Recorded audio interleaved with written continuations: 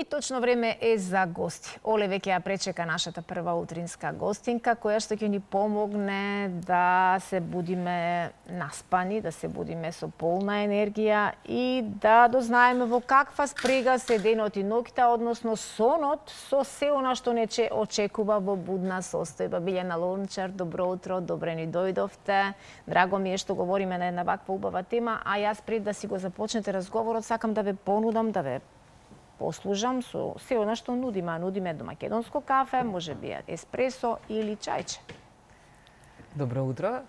Вака утрински може едно еспресо. Еспресо, одлично. Така, да ни оди добро разговорот, бидејќи по квалитетно будење ни треба и дорастанување квалитетно, а тоа го може, нели, ја може мукта на кафето. Добро утро, Билјана, и од мене. Верувам дека денес убави совети ќе пренесеме до нашата публика и сите оние кои што, а знам дека многу има такви, луѓе кои што се будат ненаспани. А сето тоа е во, нели, сето она што се нарекува неубаво спиење, неквалитетно спиење, недобар избор на перница или пак можеби душек и наддушек. 1/3 од нашето живење го трошиме токму на сонот, односно на спиењето. Тоа значи дека добри часови сме во легната позиција. Токму така. Значи, спиењето ни е една физиолошка потреба на човекот, исто како што е и храната, и водата, и воздухот. Меѓутоа, луѓето никако не обрнуваат внимание толку на ова физиолошка потреба, можеби од причината што не ја поминуваме свесно. Меѓутоа, тоа не ја исклучува важноста во однос на функционирањето на телото да биде здраво. Значи, идентично е колку се здравиме, колку се храниме здраво, колку дишиме чист воздух, колку спиеме добро, толку ќе бидеме здрави. Така, мојот тренер во теретана каде што вежбам вели 3 компоненти се најважни: здрава храна, квалитетен сон и нормално вежбањето. Така е. Значи, без едното од ова не можеме да го имаме оној круг на она што се нарекува. Благодарам се. Повеле, Билјана. Благодарам. Сега, правиме ли грешки кога бираме душек и пер? Ајде да почнеме со душекот. Каков треба да биде, помек или потврд душекот? Правиме многу грешки во однос на бирањето на производите воопшто за спиење. Значи, кај душекот има една основна, да речеме, карактеристика која што треба да даде добра потпора на рбетот, односно на телото. Значи, кога ќе легнеме, мора да биде рбетот во една исправена положба. Остатокот од душекот, тука е во однос на тоа дали е тврд или мек. Значи, морам да го спомнам доктор покоен ортопедот Нушпел, кој што во еден разговор наш, кога на ова прашање дали тврд или мек, тој велеше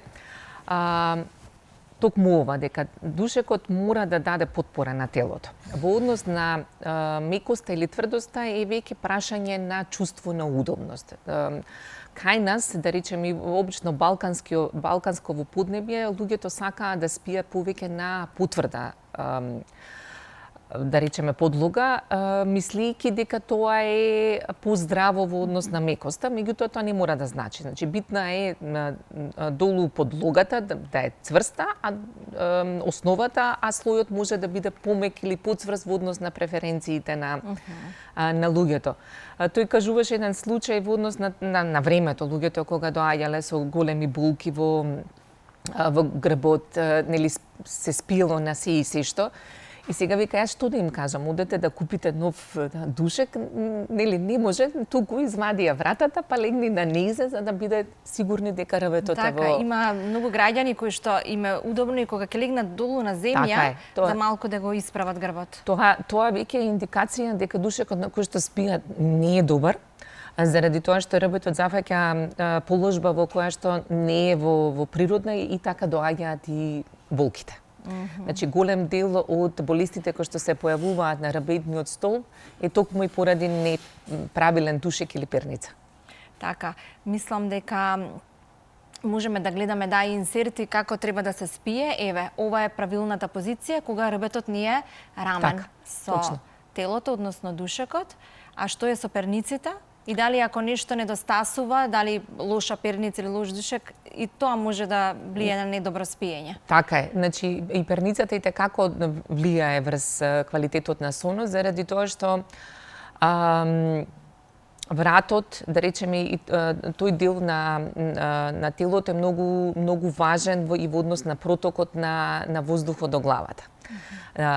Не само тоа што се појавуваат нели определени болести кај вратот и болки во однос на спондилози, лордози, тие може да бидат причинителите сосема и други, меѓутоа секако перницата знае многу да помогне и во однос на превенција и во однос на облажување нели на болеста да ја речеме, заради тоа што исто така вратот мора да е во рамна положба. Значи не сме ниту да е наведната главата, ниту да е нели наназад во однос на тоа дали е повисока или пониска перницата.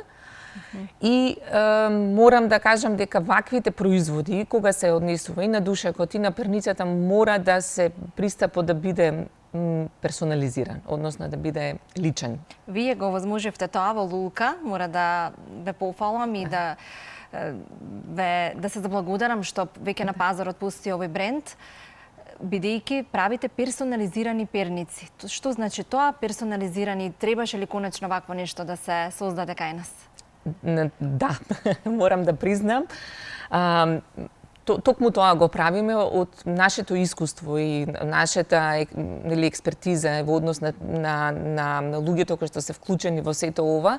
Значи изработивме перница која што во суштина ја персонализираме, ја правиме врз основа на висината и тежината на секој човек. Нели, перницата мора да се купува и да биде таква како што луѓето купуваат чевли или облека. Значи, не може перница да речеме за низок или по-слаб човек да биде идентична со некој кошаркар. Тоа исто како ја да купам 40 чевли, а носам 38. Во буквална смисла е идентично. Значи, секој човек мора да спие на неговата висина, во однос на неговата висина и тежина на таква висина на перница. Доколку не е така, со текот на времето се појавуваат последиците од сето тоа. Така, но треба и тврдината на душекот, кога веќе се изработува таа. Да, тоа е исто така многу битен момент.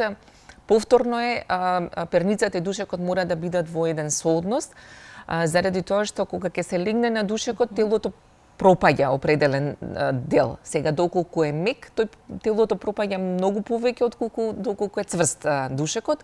Со тоа влијае и на перницата, бидејќи главата е дел од телото кое што нема голема тежина, не може да притиска толку многу за да нели пропадне во душекот, затоа и мора перницата во однос кога се изработува, висината на перницата да го знаеме и тој податок каков тип е душекот на кој што се спие. Јас сакам да прашам, дали имаат рок на траење овие перници или можеме да ги користиме неограничено? Да, и на колку време треба да ги менуваме перниците? Така, значи, според од здравствена гледна точка, без разлика за каков тип на перница станува збор, перниците треба да се менуваат на секои 2 години.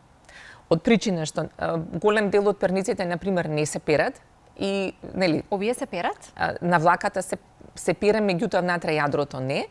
Меѓутоа и во однос на оние перници кои што се перат, не е возможно после 2 години да не го изгуби обликот. Нели, тогаш веќе настанува, можеби хигиенски е чиста, меѓутоа од друга страна формата после 2 години секако ќе ја изгуби. А кај овие перници кои што не се перат, да речеме туку само на влаката, таа може ќе биде функционална и не знам, верувам дека ќе биде функционална и 10 години. Меѓутоа во однос на хигиенска гледна точка, нели, перниците треба да се менуваат на секои 2, душеците треба да се менуваат на секои од 8 до 10 години, без разлика нели на квалитетот на перницата. Мислам, тоа се некои статистики или кои што се дадени од и од наши соработници, и од стручњаци во однос на тоа што е најздраво за Да, само уште за луѓето. кратко, бидејќи немаме време, каде може да се нарача и на кој начин функционирате? Значи, функционираме во моментов онлайн, не само во Македонија, туку функционираме и надвор од Македонија. На нашата веб страна не има lolka.mk, и на социјалните мрежи може да не најдат гледачите. Сега само на овој начин, меѓутоа верувам дека многу наскоро повторно ќе имаме во студио и ќе кажеме и други совети како да се будиме наспани. Така. Ви благодарам. Ви благодарам и вам.